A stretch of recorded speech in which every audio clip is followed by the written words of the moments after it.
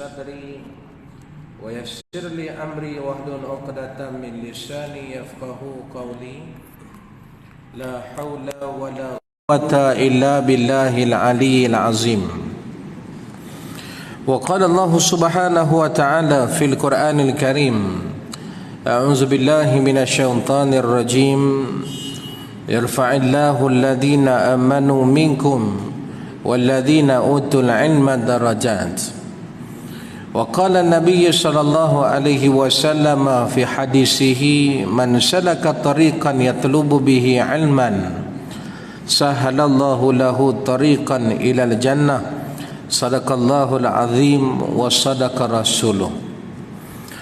نوينا التعلم والتعليم والتذكر والتذكير والنفع والانتفاع والإفادة والاستفادة والحث على التمسك بكتاب الله وسنة رسوله صلى الله عليه وسلم والدعاء إلى الهدى والدلالة على الخير ابتغاء وجه الله ومرضاته وقربه وثوابه. اللهم إنا نسألك فهم النبيين وحفظ المرسلين وإلهام الملائكة المقربين برحمتك يا أرحم الراحمين. اللهم افتح علينا حكمتك وانشر علينا من خزائن رحمتك يا أرحم الراحمين. آمين. أما بعد. Muslimin dan muslimat, hadirin dan hadirat, tuan-tuan dan puan-puan, mudah-mudahan saya mendoakan kita semua yang berada dalam masjid kota Damansara ini, mudah-mudahan kita dirahmati dan dikasihi oleh Allah Ta'ala. Amin.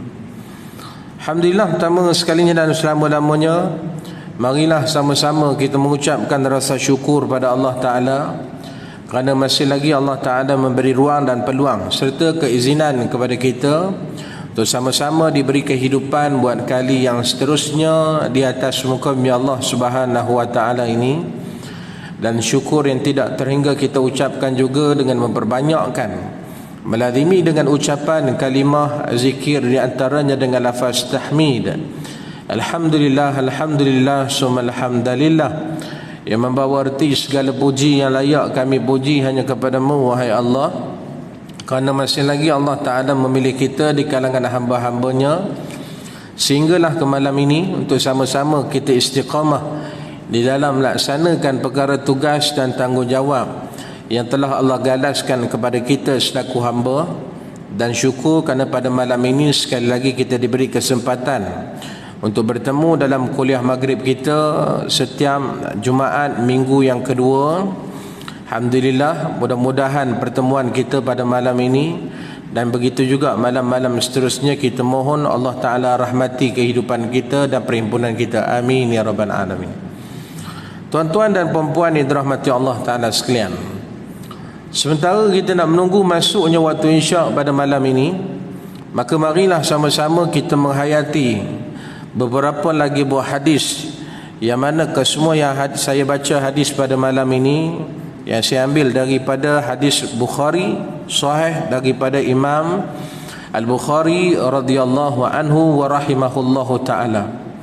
Seperti mana yang kita tahu bahawa para ulama, mereka apabila timbul satu-satu hukum, isu-isu yang baru, mereka akan mendatangkan hukum tersebut dengan membawa dalil. Pertama sekali mereka akan rujuk daripada kitabullah, yakni Al-Quranul Karim, dan yang seterusnya mereka akan refer, rujuk hadis. Dan hadis yang pertama yang mereka akan buka adalah hadis yang telah disahihkan oleh Al-Imam Al-Bukhari radhiyallahu anhu wa rahimahullahu ta'ala. Sebab hadis Imam Bukhari ini adalah hadis yang paling sahih, Jadi sebab itu bila kita sebut tentang Imam Bukhari ini, pernah tuan-tuan dengar kisahnya, yang mana dalam hidup dia tuan-tuan, dalam hafalan dia saja hadis Nabi ini kurang lebih 600,000, Dan 600,000 hadis itu dia bukan satu perawi yang dia hafal, Dia hafal kadang-kadang sampai 6-7 nama orang. Bukan senang nak ingat nama orang, Kita jemaah dah lama kota Damansara ni, nama imam kita ingat tak? Tak ingat. Kadang nama penceramah yang datang pun tak tahu siapa. Dah 3-4 kali datang, siapa nama ustaz yang datang kuliah maghrib malam ni? Tak tahu, nak nampak gemuk-gemuk, hitam-hitam sikit tu kurang ajar je. Paling tidak kita kenal lah siapa yang datang ceramah, tidak panjang lebar pun, kenaan lahir di mana pun. Yang penting sekali kita kenal. Tak kenal maka tak cinta. Baik itu Imam Bukhari 600,000 hadis yang dia hafal, dan dia sempat untuk menyaring hadis-hadis sahih ni, kurang lebih mengambil masa hampir ke 16 tahun. Maka termuatlah dalam kitab yang diberi judul Al-Jami' Al-Musnad As-Sahih Mukhtasar min Umuri Rasulillah sallallahu alaihi wasallam wa sunanihi wa ayyamih, yang mana kita kenali sebagai Jami' As-Sahih Imam Bukhari, yang mana dalam kitab tersebut mempunyai kurang lebih hampir 7,658 hadis. Banyak ya. Jadi tuan-tuan, Imam Bukhari ni bukan kaleng-kaleng lah, kalau kata orang Jawa, bukan calang-calang. Sebab itu hadirin yang dirahmati Allah, gemar saya untuk ambil hadis pada malam ini, yang mana membicarakan tentang perkara yang akan berlaku dan kehidupan manusia yang Allah Ta'ala akan bergerakkan. Yang mana seawal pertemuan kita saya ada pernah mencerita kepada tuan-tuan bagaimana satu hari Nabi berkhutbah ya. Dalam agak panjang khutbah Nabi, biasa Nabi khutbah sejam 2 jam. Tapi hari tersebut, kata sahabat yang meriwayatkan hadis itu, Nabi berkhutbah selepas daripada waktu subuh sehinggalah hatta ghuribatis syams, maknanya sampai tenggelam matahari, panjang ya. Biasa sejam 2 ya. Tapi kalau kita khutbah sejam 2 itu bukan biasa lagi, itu luar biasa. Kalau kita datang masjid Jumaat, solat Jumaat, kebetulan pula tuan-tuan khutbah itu panjang, agak-agak macam mana perasaan kita tuan-tuan ya? Menyesal tak kesudah. Dan itulah kali pertama dan terakhir kita datang masjid itu, saya ingat ni. Panjang. Tapi sahabat dia biasa, dalam sejam 2. Tapi Nabi berkhutbah hari itu sehingga ada sahabat di kalangan sahabat itu menganggapkan itulah pesanan khutbah Nabi yang terakhir. Lalu mereka ni minta kepada Nabi, ya Rasul, usina ya Rasulullah, berilah wasiat kepada kami, dan wasiat tersebut kami nak pegang sampailah kehidupan kami diambil oleh Allah Ta'ala. Maka pertamanya Nabi sebut tuan-tuan ya, antaranya dalam khutbah yang begitu panjang itu, Nabi menceritakan bagaimana pergerakan seseorang hamba daripada kita duduk di alam roh akan berada di alam yang namanya alam rahim, dalam kandungan perut ibu kita yang tak lama, duduk di situ hampir kat 9 bulan 10 hari. Maka selepas daripada itu kita akan dikeluarkan daripada alam rahim dan akan menuju ke satu alam yang namanya alam dunia. Hari ini kita duduk. Maka di sini pun tak kekal, kerana baginda Nabi menceritakan juga di dalam hadis sahih bagaimana ketika mana air mani lelaki dan air mani perempuan itu bercantum ya, dalam tempoh hampir 120 hari. Ketika itu Allah minta pada malaikat supaya mencatat beberapa perkara. Yang pertama adalah ajal, maknanya tempoh expired date kita hidup di dunia. Dan yang keduanya adalah berkenaan dengan famar rizqu, apakah rezeki yang kita akan dapat perolehi sepanjang hidup kita di dunia. Dan yang ketiganya berkenaan sama ada kita ini syaqiyun am sa'idun, sama ada ahli yang sengsara iaitu ahli neraka ataupun ahli syurga. Dan yang seterusnya Allah minta malaikat supaya mencatat berkenaan dengan qada dan qadar. Itu ketetapan yang Allah Ta'ala dah tetapkan sejak daripada rahim ibu kita 120 hari. Maka sebab itu kekalnya kita di dunia ni, jawapannya tidak. Kita akan beralih pula ke satu alam yang namanya alam kubur ataupun alam barzakh. Di situlah tempat tuan-tuan bagaimana manusia mendapat petanda kalau dia di kalangan ahli syurga, maka dia akan mendapatnya seperti mana yang telah didoakan oleh imam ke atas satu-satu jenazah, Allahumma ja'al qabrahu rawdatan min riyadil jannah wa la taj'al qabrahu hafratan min hafarin niran. Doa daripada imam dan doa daripada anak soleh ketika mana jadi imam, selepas saja tuan-tuan beri salam, dia akan doa, wahai Tuhan, kau jadikanlah tempat persinggahan bapa aku ni seumpama mereka duduk dalam taman-taman syurga. Mudah-mudahan kita semualah, amin ya rabbal alamin. Wala taj'al qabraha, jangan kau jadi tempat persinggahan mak aku suatu hari nanti wahai Allah seumpama mereka duduk dalam lubang bakaran api neraka. Maknanya ini harap seorang anak dan seorang imam, ya. Sebab itu kita dijadikan dalam keadaan fitrah. Kalau boleh Allah Ta'ala nak kembalikan hamba itu pun juga tuan-tuan pulang dalam keadaan suci. Suci maksudnya bukan kata lepas mandi dengan Dettol, tidak. Maknanya dosa-dosa kita ni Allah Ta'ala ampun segala apa yang pernah kita lakukan. Itu paling tidak dalam satu hari banyakkanlah kita beristighfar. Kata Sayyidatina Aisyah radhiyallahu anha, Nabi dalam sehari tuan-tuan Nabi ni banyak istighfar, kurang lebih hampir kat 70 kali. Bayangkan, itu Nabi. Allah Ta'ala jaga Nabi, pelihara daripada dosa, ataupun kita sebut dengan maksum, ya.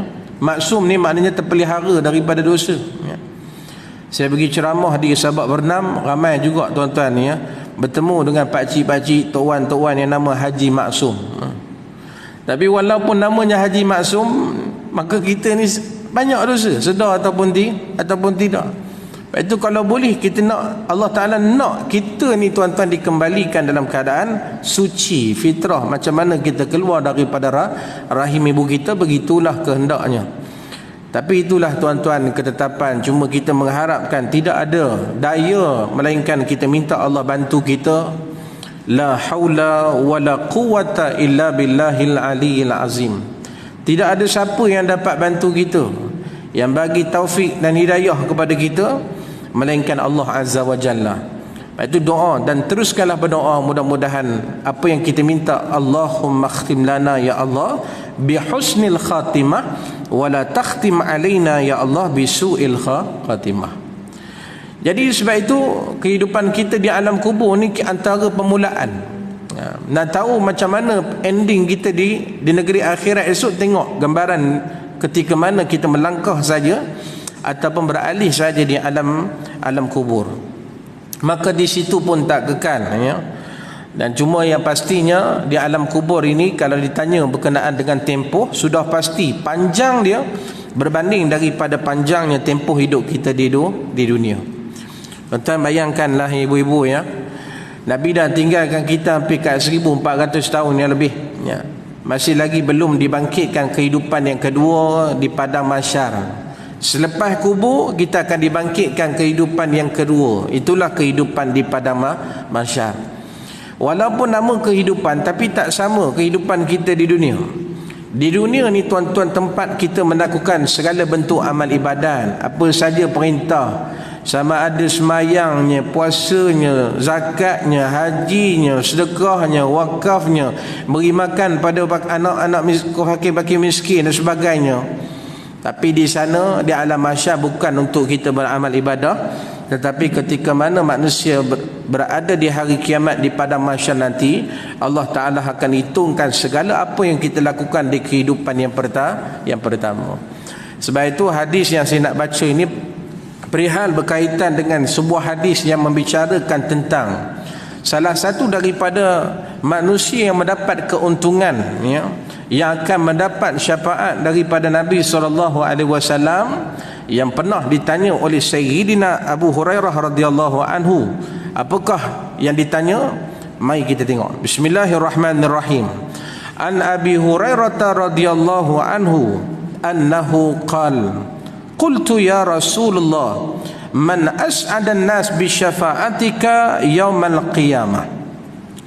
Qala Rasulullah sallallahu alaihi wasallam laqad zanantu ya Aba Hurairah radhiyallahu anhu an la yas'aluni an hadzal hadits ahadun awwalu minka lima ra'aitu min hirsika 'alal hadits as'adun nas bi syafa'ati yaumal qiyamah man qala la ilaha illallah khalisan min qalbihi au nafsihi au kama qala sallallahu alaihi wasallam. Hadirin hadirat yang dirahmati Allah, daripada Sayyidina Abu Hurairah radhiyallahu anhu bahawa ia berkata, baginda Nabi SAW, wahai Rasul, siapakah manusia yang lebih bahagia dan mendapat syafaat kamu pada hari kiamat nanti? Maka berkata Nabi SAW, demi sesungguhnya aku telah menyangka, wahai Abu Hurairah, bahawa tiada bertanya kepada aku tentang hadis ini oleh seseorang yang pertama sebelum daripada kamu, kerana aku melihat daripada kelobaan engkau untuk mengetahui hadis, manusia yang lebih bahagia dengan mendapat syafaat pada hari kiamat ialah mereka yang berkata la ilaha illallah, hal keadaan bersih hatinya dan dirinya daripada sebarang perbuatan syirik. Hadis yang telah disahihkan oleh Imam Al-Bukhari radhiyallahu anhu wa rahimahullahu taala. Tuan-tuan yang dirahmati Allah taala sekalian, hadis ini menceritakan tentang berita gembira kepada kita umat Muhammad sallallahu alaihi wasallam, ya. Yang mana jawapan Nabi meletakkan, tuan-tuan, jawapan yang cukup rendah, yang mana kalau fikir-fikir tak ada seorang pun di kalangan yang pernah mengucap ini akan dapat masuk dalam syurga. Sebab itu Abu Hurairah, dia datang jumpa Nabi satu hari, dia datang lalu ditanya pada Nabi berkenaan dengan syafaat, ya. Sebab kalau nak diikutkan amalan-amalan kita yang kita lakukan di dunia ni, agak-agak kita boleh tak tuan-tuan duduk dalam syurga? Agak-agak boleh bang? Tuan-tuan tak boleh nak menjaminkan amalan tersebut untuk kita duduk dalam syurga. Sebab itu Nabi pernah menyebut kepada para sahabat, la yudkhilu ahadam minkum amaluhu al-jannah wa la yujiruhu minan nar wala ana illa birahmatin minallahi azza wa jalla. Tidak akan masuk syurga seorang hamba itu berdasarkan dengan amalan yang kita lakukan selama 60-70 tahun nak duduk dalam syurga. Susah. Sahabat pun dah pening kepala, kami dah banyak infak, harta benda kami semua dah kami berikan, macam-macam kami beri, takkanlah tak boleh masuk dalam syurga wahai Rasul? Ya, kata Nabi, wala ana, termasuklah diri aku sendiri pun belum tentu melayak untuk masuk dalam syurga. Habis itu sebab apa seorang hamba itu diberi peluang, dipilih untuk menjadi tetamu Allah dalam syurga? Maka disebut oleh Nabi SAW, fa bi rahmatin minallahi azza wa jalla, dengan rahmat dan kasih sayang daripada Allah, pandangan di sisi Allah, Allah Ta'ala akan pilih hamba-hambanya untuk masuk dalam syurga. Mudah-mudahan kitalah di kalangannya. Amin ya rabbal alamin. Jadi sebab itu tuan-tuan yang dirahmati Allah Ta'ala sekalian, Abu Hurairah ditanya soalan siapa, ya, who, ya, siapa yang akan menjadi pilihan Nabi untuk diberi syafaat, dapat syafaat untuk melayakkan diri mereka jalan syurga menuju ke syurga.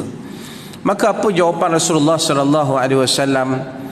Laqad zanantu, wahai Abu Hurairah, maka sesungguhnya, ya, aku dah sangka tak ada orang yang tanya soalan macam ni, yang soalan pelik-pelik, soalan cepu mas. Bayangkan, tak ada orang sahabat yang bertanya tentang perihal kehidupan selepas daripada dunia ni, yang bertanyakan siapakah manusia yang akan mendapat layanan VIP esok pada hari kiamat. Melainkan aku tengok kamulah orang yang pertama yang bertanya. Sedangkan Abu Hurairah ni tuan-tuan, kalau kita buka dalam sejarah dia duduk di Madinah bukan lama sangat. Dia bukan asal orang Mekah, bukan asal orang Madinah, tapi dia asal daripada Yaman. Dengan sebab kerana bila sebelum ini tuan-tuan dia dengar bahawa Islam ini telah ada Nabi yang terakhir selepas daripada Nabi Isa, tunggu hampir kat 570 tahun lebih baru timbul seorang Nabi, ya. Itulah Muhammad SAW. Maka dengan sebab kata rasa cinta dia, sayang dia kepada Nabi ni, sanggup tinggalkan bumi Yaman demi kerana nak bertemu dengan Nabi SAW. Jadi sebab itu Nabi kata, sebab ada pada Abu Hurairah ni yang kita boleh ambil contoh dia kalau yang masih lagi dalam belajar, sebab kerana dia ada sifat yang dinamakan sebagai hirsin, maknanya tamak, ya. Baik itu dalam bab agama ni tuan-tuan, ada benda yang dibenarkan untuk kita tamak. Antaranya ialah kita menuntut ilmu ni, jangan kita rasa cukup. Kita ni sebenarnya tuan-tuan, orang yang ada PhD, Profesor Madya, Doktor dan sebagainya, itu baru sikit sangat Allah Ta'ala bagi antara ilmu yang diberi, yang begitu luas di sisinya. Cuma kita terus belajar dan terus belajar. Kalau orang tanya kita sampai bila? Sampai mati. Kita kena belajar. Baik itu yang datang masjid, tuan-tuan tengok di kalangan semua banyak saluran satu. Sebab kita nak belajar, motivasi. Akhir kehidupan, maka kita akan diajarkan satu kalimah yang membantu seseorang itu. Kalau dia dapat menyebut saja kalimah tersebut, itulah tuan-tuan antara ahli syurga. Mudah-mudahan kita semualah. Amin ya rabbal alamin. Jadi sebab itu Nabi kata, aku tengok pada kamu ni walaupun baru datang, kita kenal ni tak lama, 3 tahun saja, tapi aku tengok kamu ni cukup minat dalam belajar. Sampai kamu tanya soalan tak pernah lagi sahabat-sahabat lain macam Abu Bakar, Sa'id Al-Khudri tak pernah tanya soalan ni. Kamu yang orang yang tamu tanya berkenaan dengan kehidupan manusia di hari kiamat yang akan dapat syafaat daripada aku. Baik itu Imam Syafi'i bila dia tengok hadis ini, tuan-tuan, ya, antara benda dia sebut seseorang itu nak menjadi seorang yang berjaya, ya, dia kena ada 6 ciri. Pertama, zakain diletakkan. Zakain, ya, zakain bukan zakarin, itu cerita lain pula, ya. Zakain, kaf alif hamzah, maknanya gunakan kelebihan yang Allah Ta'ala berikan di antara makhluk ciptaan yang banyak atas dunia ni. Allah bagi kepada kita special otak dan kita boleh berfikir. Sebab itu disebut gunakan nikmat yang Allah Ta'ala bagikan otak itu supaya kita sentiasa berfikir, bertafakur, ya. Yang kedua, zakain wa hirsin. Nak jadi orang berjaya, nak jadi orang cerdik, mesti kena ada sifat tamak, hirs, ya. Wajtihadin. Dan yang ketiga, dia kena ada kesungguhan. Jauh kita datang, saya tahu ibu-ibu jauh datang, ya. Ada yang datang daripada kota Damansara, sinilah, ya. Ada yang datang daripada Mutiara Damansara, ada yang datang daripada arah Damansara, ada yang datang daripada Rawang, akulah, ya. Kita datang jauh, ya. Tapi dengan sebab kita yakin ijtihadin, kesungguhan itu. Sebab itu saya buka dalam sebuah hadis sahih, Imam Bukhari kata apa? Siapa-siapa yang melalui satu jalan, menempuh jalan kesusahan dan kepayahan di dunia demi kerana nak mencari satu-satu ilmu, sahalallahu lahu bihi tariqan ilal jannah, atau kama qala, sahalallahu bihi tariqan ilal jannah. Allah Ta'ala akan mudah perjalanan kesulitan ketika mana kita akan menuju ke syurga. Maknanya dipermudahkan. Nak datang sini, tuan-tuan, daripada Rawang ingat susah senang. Kena bayar tol, habis kena bayar. Nak kena beratur lagi, jam lagi. Tapi dengan sebab kena motivasi hadis ini, walaupun dia pendek, sebab kita mengharapkan kehidupan yang kekal abadi di akhirat, kita akan mendapat tempat di sisi Allah. Amin ya rabbal alamin. Baik itu Imam Syafi'i dia kata apa? Selain pada ijtihadin wal bulghah, maknanya ekonomi kena mantap, ya. Nak apa-apa sekarang semua duit belaka, ya. Semua kena duit sekarang. Anak-anak kita belajar diploma pun duit juga. Ayah nak sambung belajar kat poli, tengok-tengok senarai nak kena bagi kat 4-5 ribu duit sekarang. Ada orang miskin, tuan-tuan, sebab tak ada duit menghalang, tak boleh nak belajar. Tapi kita Selangor, alhamdulillah, lembaga zakat Selangor dia ada buka juga zakat bagi mereka Ibnu Sabil, mereka yang nak belajar tak mampu, nak belajar di Mesir, Jordan, Morocco, maka mereka disupport. Tuan-tuan, setahun dia akan bagi. Zaman saya dulu, saya Perak, lembaga zakat Selangor Perak, dia bagi 1 tahun 6,000 kalau waktu tu kira kaya lah, tuan-tuan. Duit Mesir RM1 kita RM2 dululah RM2, ya. Dan dia punya ekonomi pun tak mahal macam sekarang. Walaupun sekarang anak-anak didik saya, tuan-tuan, yang belajar sampai Mesir, dia kata, ustaz, sekarang ni duit kita tinggi, RM1 duit kita RM5 duit sana. Tapi walaupun dia letak RM5, sebiji buah 25, harga 20 genih. Kita dengar mahal, tapi kalau convertkan balik kat RM4, lebih kurang macam kita lah. Dia punya sebutan dia kira macam Indonesia, tapi tak sampai lagi lah, ya. Baik itu siapa-siapa yang nak kaya cepat, nak jadi jutawan, duduk kat Indonesia. Dia banyak juta dia ada dalam bank ni, ya. Jutawan berapa ringgit pak, berapa juta ni, berapa harga ni, 5 juta. Kita dengar rasa nak tertidur tu 5 juta ni. Jadi tuan-tuan, zaman kita dulu adalah juga bantuan, alhamdulillah, ya. Anak-anak kita pun macam tu juga. Tapi nak ceritanya ada orang yang tak nak belajar sebab kerana dengan faktor kewangan. Sebab itu dunia kita sekarang ni tuan-tuan ya, dunia yang mesti kena ada duit. Imam Syafi'i letak mesti ada bulghah, duit. Sebab itu pepatah Jawa ada menyebut kan, berkenaan dengan duit ni, fi fulus lulus, ma fi fulus manfus. Ada duit dulu tak ada masalah, tapi kalau tak ada duit tak lewat apa ya. Jadi sebab itu ibu-ibu yang dirahmati Allah Ta'ala sekalian, bulghah dan yang seterusnya, kata Imam Syafi'i, nak jadi orang yang cerdik ini, orang yang berjaya ni dunia akhirat, dia mesti ada yang kelima, iaitu irsyadin ustadin. Maknanya dia kena hormatlah ustaz tu ya. Saya yakin dan percaya di hadapan saya ni mungkin ada orang yang lebih hebat ya, yang pangkat PhD, doktor, mengajar di universiti. Kadang kita segan bila orang invite kita untuk kuliah dan sebagainya, kita segan sebenarnya. Tapi nak buat macam mana? Hati kita ni tertampar dengan sebuah sabdaan Nabi SAW. Nabi kata khairun nas anfa'uhum linnas. Sebaik-baik manusia yang Allah Ta'ala kurniakan dia kepada kelebihan demi kelebihan, yang kelebihan itu diguna untuk manfaat bagi manusia yang lain. Jadi hati kita tertampar dengan sebuah hadis ni, maka kita turun juga di medan untuk kita sampaikan, walaupun kita tak seperti mana orang yang di hadapan saya ni mungkin ya. Dibangi lagi lah saya segan, semua profesor semua di Masjid Al-Um tu, walaupun mereka duduk di belakang-belakang, tapi mereka tu profesor, datuk-datuk dan sebagainya. Datuk ada yang datuk anugerah, ada yang datuk ada cucu, macam tu lah ramai. Tapi sebab kerana tuan-tuan amanah, jujur dengan ilmu, Allah bagi kita pinjam sekejap, maka sampaikanlah walaupun balighu anni walau ayah, walaupun satu ayat. Jadi sebab itu kena ada perasaan irsyadin ustadin tuan-tuan ya. Bila kita ada perasaan irsyadin ustadin ini, dia datang nilai barakah tuan-tuan. Berkat tu datang. Dan berkat ni tuan-tuan bukan berkat macam mana berkat Jawa tu. Berkat Jawa. Berkat Jawa ni saya pernah pergi tuan-tuan sampai ke Johor ceramah. Bila pergi ke Johor ceramah tuan-tuan, daripada Rawang nak pergi Johor kat 4 jam juga. Lepas habis tolak ceramah semayang apa semua kat 6 jam setengah kat. Bila time makan tu tuan-tuan, kita pun lapar tak makan daripada Rawang tu 4 jam 6 jam.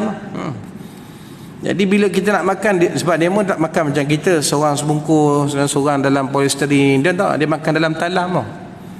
Jadi setalam tu 3 orang. Jadi waktu habis-habis tu saya duduk dulu lah. Siapa pula yang dia punya partner aku 2 orang lagi, datang 2 kali besar daripada saya. Cerah masa depan aku dah lapar ni kan. Jadi bila duduk ngadap tu tuan-tuan, baca doa makan, kita ingat ke semua pakat makan. Rupanya tuan-tuan 2 orang pakcik lagi tu dia tarik masuk dalam plastik. Saya pun pelik. Ji kenapa dia tarik? Saya pun tanya, Ji kenapa tarik masuk dalam plastik kan? Dia kata kami di sini, tradisi kami, budaya kami makan bawa balik ke rumah, makan isteri dengan anak-anak, barulah berkat katanya. Itu istilah berkatnya. Dia tak tahu aku lapar. Jadi saya pun tak adalah tunjuk ke bola tu. Saya pun tarik juga masuk dalam plastik. Tapi tak tahan nak tunggu sampai ke Rawang. 5 minit jauh daripada masjid tu, saya pun berhenti tepi, saya bagi lampu signal 2 tu. Lap. Datang jemaah seorang, dia kata, Ustaz kenapa Ustaz? Tayar pancit ke? Tak, lapar katanya. Lapar. Kan? Dia tak sama macam berkat Jawa tu ya. Berkat di sisi Allah yang pernah saya cerita pada tuan-tuan ya. Satu hari datang Hakim bin Hizam ya. Dia minta kepada Nabi, sa'altu fa'atani. Nabi pun bagi. Dia minta hari kedua, Nabi pun bagi. Minta hari ketiga, Nabi bagi. Minta hari keempat, Nabi nasihat pada Hakim bin Hizam. Nabi kata Hakim bin Hizam ya, sesungguhnya siapa-siapa yang dapatkan harta, rezeki dia yang dimasukkan dalam mulut dia, dalam mulut isteri anak-anak dia, bisakhawah, dengan usaha dia, ringan tulang dia untuk mencari rezeki tersebut, apa kata Nabi? Burika lahu fi, rezeki yang ada pada dia Allah berkati. Ini doa daripada Nabi. Maknanya suruh, Nabi tak suka orang yang suka tidur pagi, malas bekerja. Nabi tak suka. Tapi Nabi kata faman akhadahu bi isyrafin nafsin, siapa yang suka dapat harta dengan buat muka sepusin, Ada suka sangat tuan-tuan minta-minta kat orang, ji 10 je, ji 10 tok, 10 tok, 10 10. Dia suka je minta-minta kat orang. Muka dia tebal. Maka orang macam ni Nabi kata walaupun dia dapat tiap hari dapat 30 40 ringgit, Nabi kata lam yubarak lahu fi. Rezeki yang dia dapat itu Allah Taala dah cabut keberkatan. Maka sahabat bila dengar tuan-tuan tak ada berkat ni, dia tanya pada Nabi, ya Rasul, bagaimanakah dimaksudkan dengan rezeki yang Allah Taala dah cabut keberkatan? Maka Nabi sallallahu alaihi wasallam kata, wa kana kalladhi ya'kul wa la yashba. Sesungguhnya dia makan, dia tak pernah rasa kenyang. Minum, tak pernah rasa hilang dahaga. Kena cek baliklah. Mungkin rezeki tuan-tuan Allah dah cabut keberkatan. Lepas tu kita risau. Badi berkat ni tuan-tuan, rezeki ni dia kait tuan-tuan di antara doa seorang hamba. Kalau kita duk jamah makanan yang syubhah, yang haram, sampai kesudah doa kita tak dimakbul, tak mustajab oleh Allah Taala. Allah dengar. Allah sendiri sebut dalam khutbah kita sebut tadi, wa qala rabbukum ud'uni astajib lakum. Mintalah kepadaku wahai hamba-hambaku, nescaya aku akan perkenankan. Berkata Allah, minta. Jadi dengan sebab kerana ada orang yang dia tak kira tuan-tuan makanan dia sama ada halal ke syubhah ke haram, itu sebab doa dia tak sampai, Allah Taala tak makbul sampai sekarang. Maka sebab itu kata Nabi, nak tahu nilai kita berkat, rezeki kita berkat, tanyalah ya diri kita, makan kita rasa kenyang tak selama ni? Baik itu setengah orang kaya-kaya ni, orang yang hartawan tuan-tuan yang dirahmati Allah Taala sekalian ya. Allah rezekikan dia rezeki yang cukup banyak. Bahkan pula tuan-tuan dia banyak pula buat infak, sedekah, wakaf dan sebagainya. Kalau di arah Damansara tu tuan-tuan, datuk-datuk di sana ya Allah ya, sampai dia sanggup tuan-tuan, dia taja setiap tahun hampir kat 10-20 orang untuk pergi umrah. Dan adalah beberapa orang yang dah rapat dengan dia akan hajikan. Subhanallah. Dia punyalah banyak duit dia tuan-tuan, sampai tak tahu nak buat apa. Ada banyak duit, ada juga orang macam ni. Duit banyak sampai tak tahu nak buat apa. Kita macam-macam nak buat tapi tak ada duit. Terbalik. Macam-macam plan ni. Nak buat itu, nak kahwin, macam-macam. Tapi tak ada duit. Tak boleh buat apa. Tapi subhanallah tuan-tuan ya, ada hartawan yang dia gunakan tempat yang baik, maka tuan-tuan tengoklah, dia hidup tenang. Balik rumah tuan-tuan, pantang letak kepala tidur. Tapi ada orang kaya tuan-tuan ya, yang hartawan, kaya ya Allah, tapi balik rumah letak kepala atas tilam 8 inci, 10 inci, tak pernah rasa nyenyak tidur. Buka jam sekejap, celik-celik tengok teringat bisnes. Ada orang macam tu. Jadi kita cek balik ya. Mungkin Allah Ta'ala dah cabut nilai keberkatan pada rezeki kita. Tapi saya heran tuan-tuan ya, pakcik-pakcik, tok-wan yang duduk kat Masjid Surah ni tuan-tuan ya, tak payah tidur atas tilam, sandar dinding tidur. Tapi bukan sini lah tak tidur. Ada berkat rezeki berkat lah tu kan. Dah tidur tak? Jagi saya kejut lah insyaAllah ya.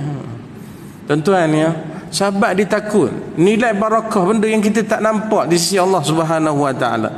Jadi sebab itu kata Nabi SAW pada Hakim, yadun ulya khairum minal yadis sufla. Ingat Hakim ya, bukan tak bagus minta-minta ni, tapi jangan sampai biasakan diri minta. Itu Nabi kata tangan di atas ini lebih baik daripada tangan di bawah. Bererti simboliknya tuan-tuan, orang yang memberi ni lebih baik daripada tangan yang menerima. Atas lebih baik daripada menerima. Biasa bagi atas, tapi kalau bagi bawah santim wrong somewhere, kena cek balik ya. Jadi sebab itu baginda Nabi SAW, dia kata pada Abu Hurairah ada hirs. Sebab antaranya Abu Hurairah mengekalkan juga sifat hormat pada guru ya. Baik itu yang terakhir kata Imam Syafi'i, tuluz zaman, belajar ni dia kena masa yang panjang. Tak memadai dengan kita habis degree 4 tahun di Mesir, Morocco dan sebagainya. Sampai bila? Kalau ada duit, teruslah tuan-tuan ke peringkat PhD dan sebagainya. Sebab itu kata Nabi SAW, wahai Abu Hurairah, sebab kamu dah tanya, orang yang akan mendapat syafaat aku pada hari kiamat nanti, antara saya sebut ya, antara, sebab banyak hadis cerita tentang syafaat ni. Antaranya pada hari kiamat yang akan mendapat tempat yang aku akan beri syafaat kepada dia, man qala la ilaha illallah, mereka yang pernah dalam hidup dia tuan-tuan yang mengaku dirinya Muslim, maknanya pernah mengucap kalimah syahadah ini, la ilaha illallah, tidak ada Tuhan selain daripada Allah yang layak untuk kami sembah.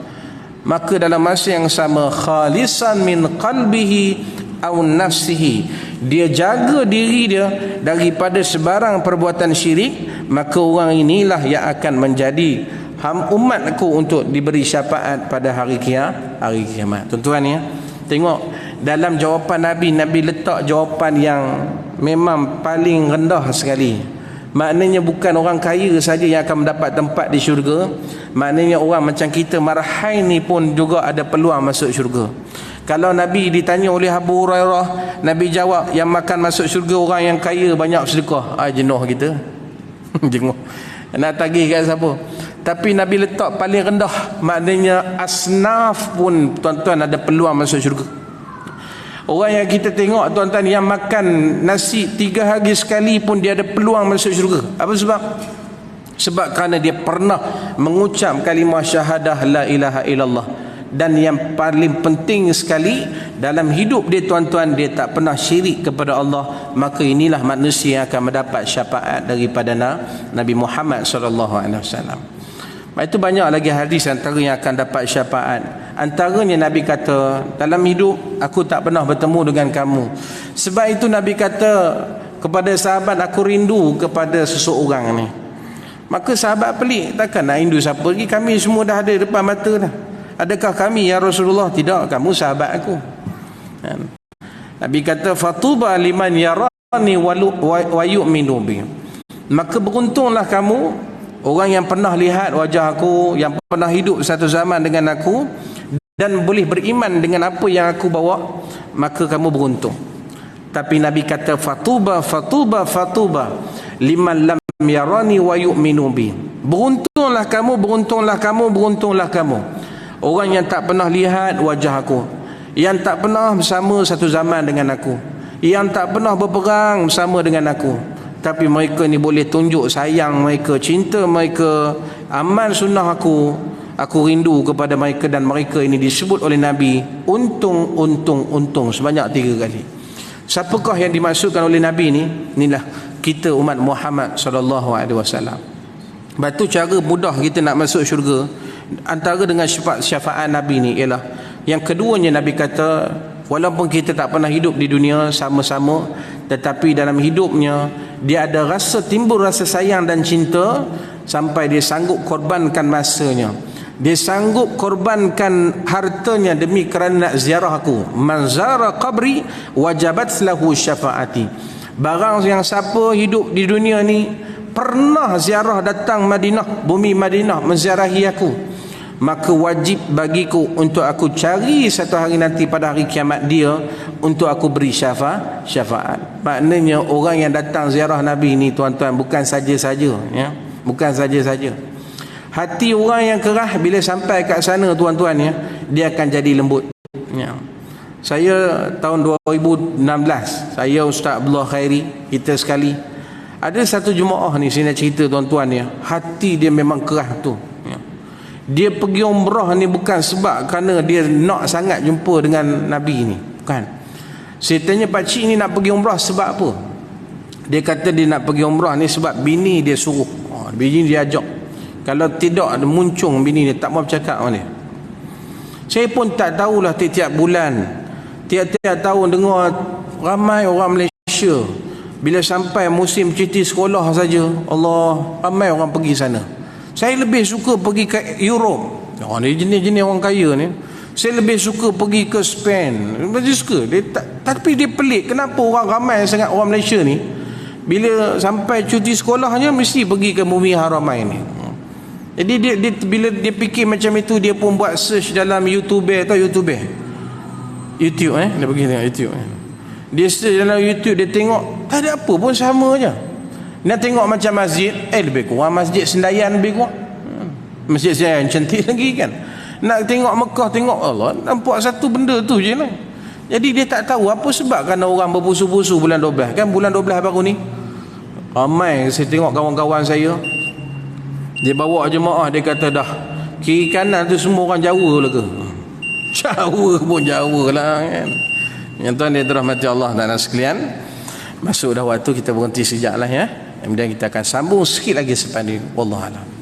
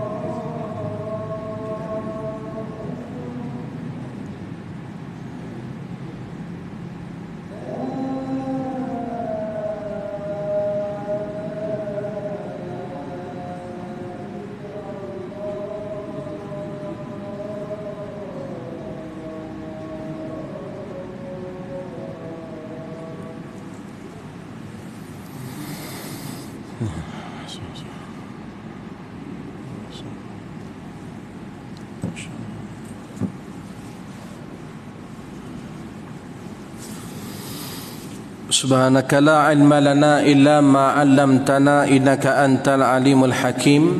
La haula wala quwata illa billahil aliyil azim.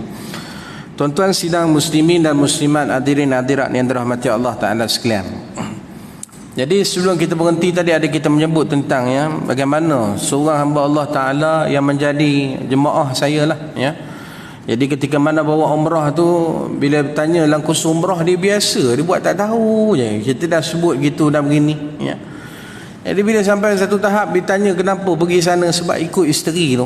Tak apalah, saya tahu biasa kita dah bawa kat 2-3 tahun sebelum tu, ya.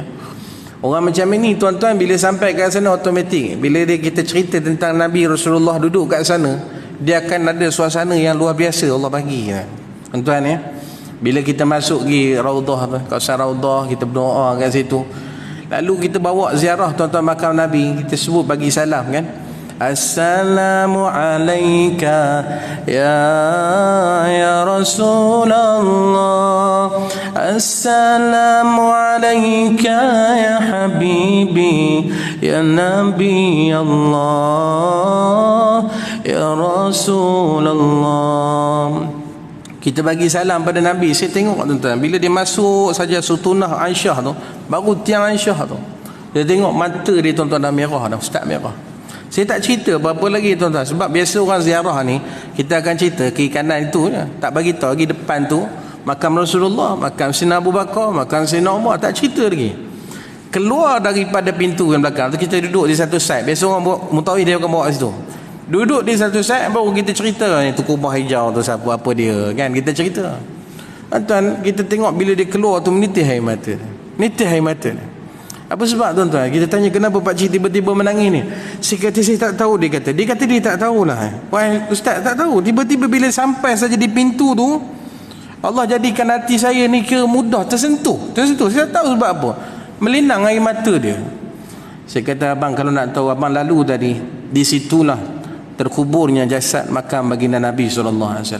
Baru dia tahu. Selama ni orang tiap-tiap tahun kalau boleh dalam hidup tuan-tuan nak ambil jalan shortcut, nak dapat syabaan Nabi, datang ziarah Nabi SAW. Kalau nak tunggu kita punya turn pergi haji bila je, tak tahulah. Anak saya yang 2 tahun lepas tuan-tuan daftar 2 tahun lepas pergi haji. Kita mak ayah kena daftar juga untuk anak-anak ni. Dia keluar satu resip, anak saya umur 8 tahun, dia akan pergi pada tahun 2148. Tak gila? Waktu tu kan manusia saka dah, kan? Tapi dengan sebab kerana dia baru dia tahu tuan-tuan, dia punya perasaan sentuhan tu bila sampai kat bumi haramai tu, duduk di Madinah tuan-tuan, nak cerita sampai menangis tu, ada kenal, boleh kata setiap kali jumpa saya tu menangis cerita. Sampai satu tahap bila kita daripada Madinah 3 hari kita duduk, hari yang keempat kita nak pergi ke Mekah tu. Waktu tu dia lagi sebab tuan-tuan. Rupanya dalam hati dia tuan-tuan tak sanggup tinggal Nabi SAW. Buat pakcik, tak apa, tahun depan kita pergi lagi. Covid tak boleh pergi. Covid pula tak boleh pergi pula. Ni pula turn pula tuan-tuan yang kami nak pergi insya-Allah 24 hari bulan 2 hari bulan 24 hari bulan Februari ni, ya. Ada lagi 10 kosongan tuan-tuan. Kalau nak majat minat nak pergi insya-Allah bolehlah, ada 10 lagi insya-Allah tuan-tuan, ya. Daripada Madinah ke Mekah macam biasa, tugas kita cerita tentang perjalanan dalam 6 jam itu. Apa yang kita cerita tentang hijrah lah. Hijrah kan, hijrah Nabi bersama dengan sahabat-sahabat Abu Bakar, sahabat-sahabat yang lain. Bayangkan, demi kerana nak selamatkan sahabat-sahabat akidah tu, maka mereka sanggup berhijrah, ya. Walaupun Nabi kalau diikut tuan-tuan, Nabi tak sanggup tinggal tempat bumi kelahiran Nabi ni, itulah Mekah. Tapi dengan sebab kerana faktor Allah perintah, maka Nabi berhijrah.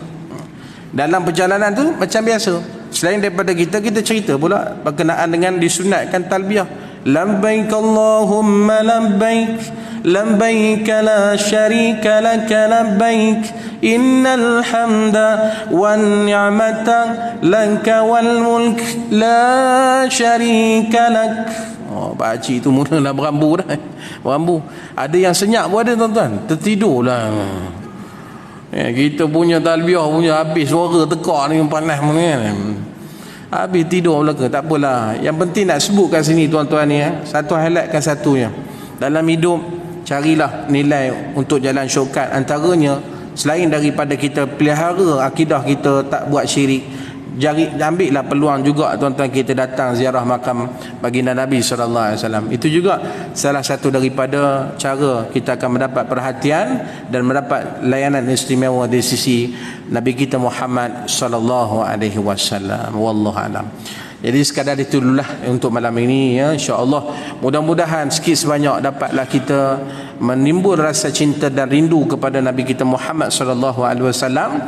Mudah-mudahan bukan setakat di dunia kita rindu, bahkan pada hari di kehidupan di padang mahsyar nanti, maka Nabi kenal kita walaupun kita tak pernah bersua dengan Nabi sallallahu alaihi wasallam, tapi boleh Nabi sebut nama kita untuk mendapat satu syafaat untuk bersama dengan Nabi di dalam syurga. Allahumma amin. Wallahu a'lam. Sekadar itu dulu. Mudah-mudahan apa yang baik semuanya daripada Allah, yang lemah kelemahan daripada diri saya sendiri. Aqulu qawli hadza wa astaghfirullahal azim li wa lakum. Assalamualaikum warahmatullahi wabarakatuh.